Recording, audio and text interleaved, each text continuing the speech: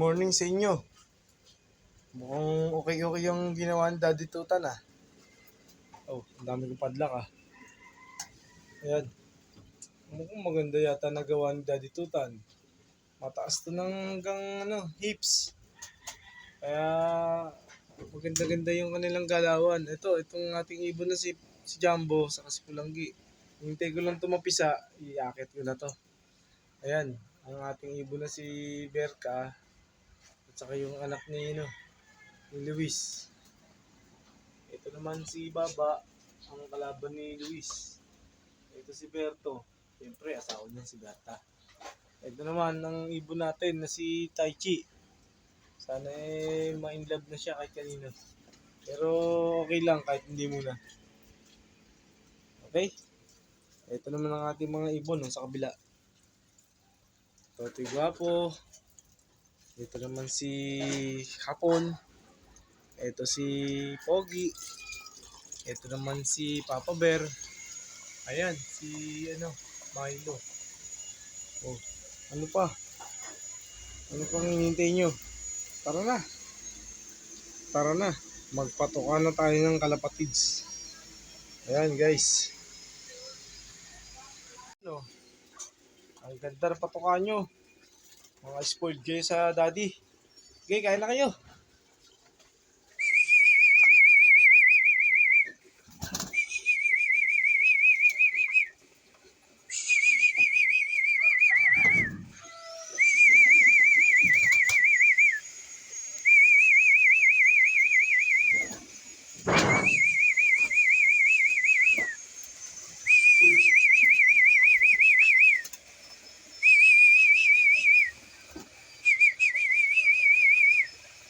Ayan po ang itsura ng mga ibon natin tuwing umaga. Ako po. Yan, ganyan po.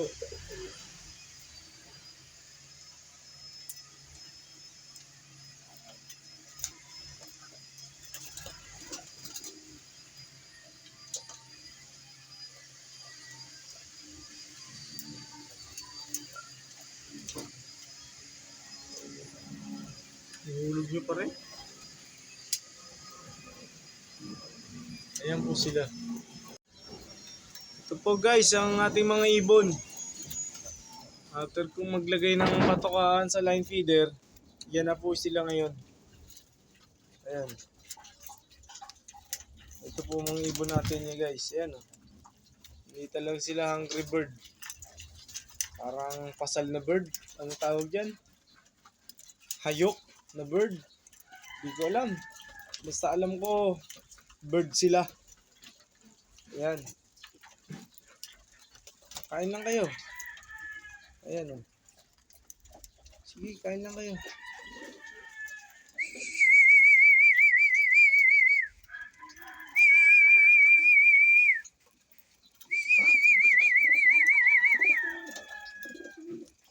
Ayan, nilagyan ko sila ng lusutan dyan o.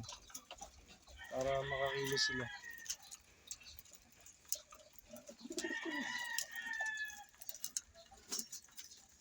Sige, kain lang kayo.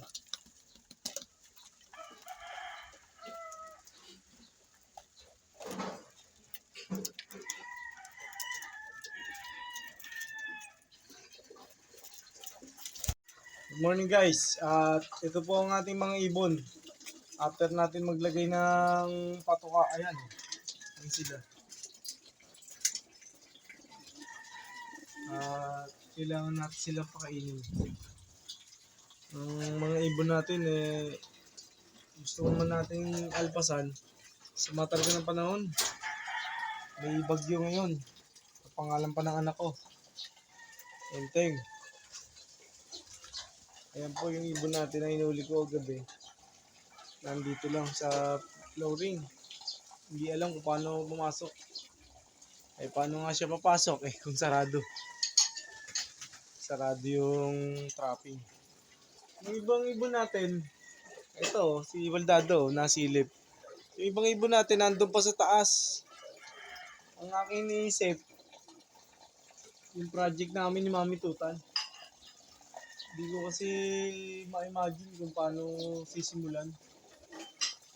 kung paano sisimulan yung trabaho sa dami ng nakasunod na mga schedule natin sa nagagawin. Napakarami. Hindi ko alam kung paano sisimulan. Ah, pero alam ko ang simula sa umpisa. Kailangan ko natin mag-umpisa ulit sa paggagawa dito sa ating loop. After nung sunod-sunod na araw na ulan, nagawan ko naman ng paraan na sila ay maiangat. Maingat sila, naiangat ko sila hanggang hips guys. Yung dito. Sa, iangat ko naman yung kulungan, kaya malaking tulong na sa kanila yon. Yung mga ibon natin, nilagyan ko lang ng exit dito sa may breeder para lusutan na sila. Ang ating ibon, ito sila anong nakain. Mataas na po yung naging flooring dito. Ito po yung naging flooring nila. Nasa hips po ang taas, kaya laking bagay. Tapos, akitin ko naman yung ibang ibon doon para ma-check sila. Kasi yung iba doon na nagsipag-uwian. Doon sa kabila. Tingnan natin kung ano magiging sistema. Para sila maasikaso ko ng ayos. Ganito po kahirap ang pag-iibon natin. Na sadya po talagang kailangan gampanan.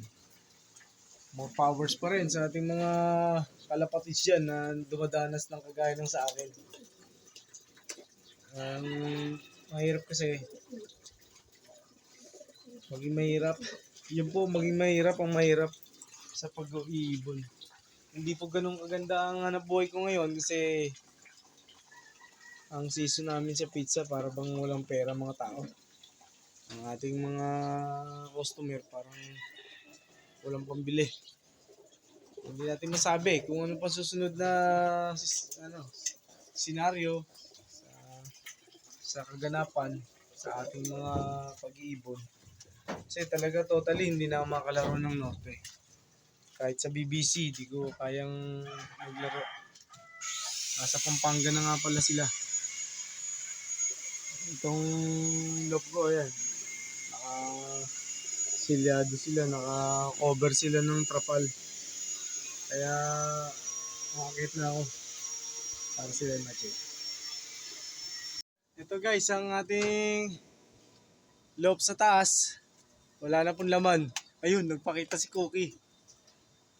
Ano sila, hinayaan ko muna sila sa labas para makapagpag ng kanilang katawan. Oh. Ito po yung ating trapping sa left side. At ito yung nasa sa front. Ang ilalim niya may release door. Ayan. Napakalakas po ng hangin guys.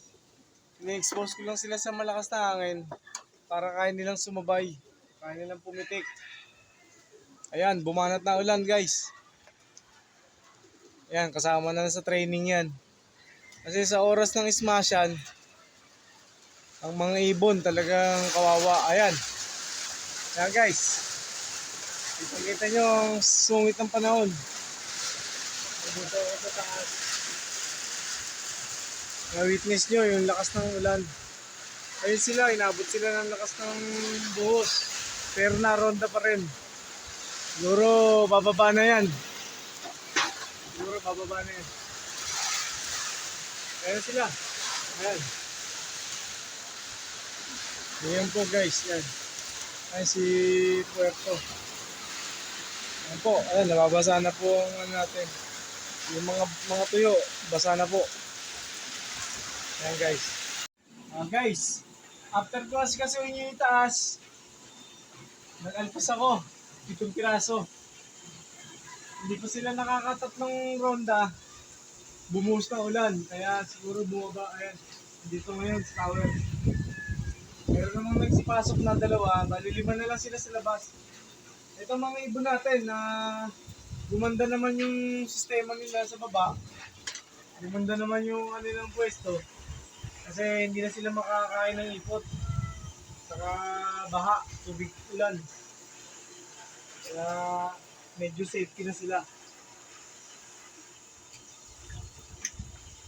Ito mga ibon natin, mga naligo sa ulan yung iba. Kaya, askasin natin, makakain sila. Makakain.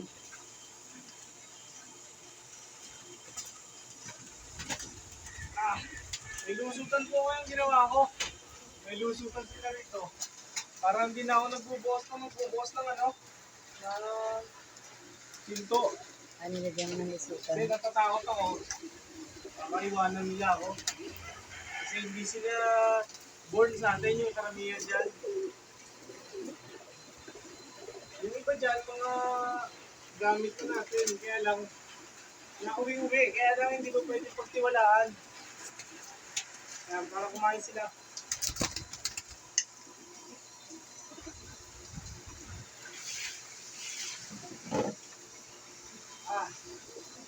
Mahirap po sa sitwasyon natin ng magpakain ng ibon, magpalipad. Pero gusto kong masanay sila sa bad weather. Kasama yun. Anytime na magkakaroon ng masamang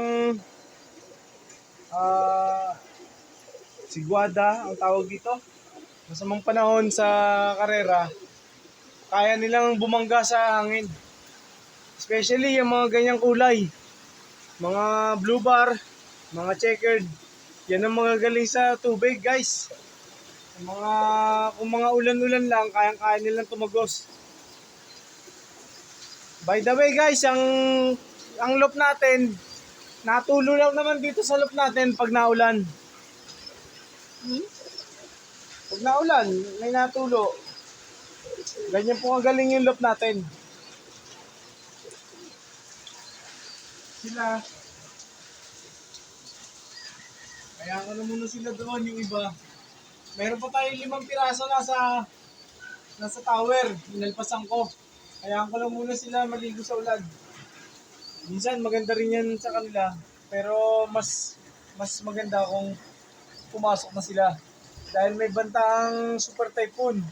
Parang may signal na dito sa ating area sa Cavite. Hindi ko po nababasa, baka magkamali pa po si Mang Tani. Dahil ako po si Daddy Tutan po, hindi po newscaster. Buti na lang po, may pag-asa pa rin. Sana po magkaroon pa tayo ng pag-asa. Kasi nga, ang pag-asa, alam ko, nasa Imus lang, sa Kadasma. Guys, thank you so much sa pagtsatsaga nyo sa ating Mumunting Channel. Shoutout po sa Degraded Boys ng Degraded. Mag-iingat kayo sa trabaho nyo, madulas. Marami kayo, di ko na kayo isa-isahin. Si Totoy, shoutout sa iyo. Ang poging-pogi ng Degraded. Siyempre, si Sandy, bagong gupit yan. Okay guys, thank you guys sa inyong pagsuporta. Kung bago ka lang sa channel na to, sana po maibigan yung mapindot yung ating subscribe button dyan. Subscribe all notification. Like and share na rin po. Sana po magawa natin ng pagkakataon ng panahon. Ayun, nag-alarma na po yung alarma natin. Launa na. Ibig sabihin, Kailangan na natin malis. kailangan na namin mag-asikaso para tindahan. Ito po guys, mangarap lang po tayo ng mangarap. Dahil libre lang yan. Totoo nga siguro yung kasabihan na kapag wala nang nakukuhang pakinabang sa'yo, wala ka na rin.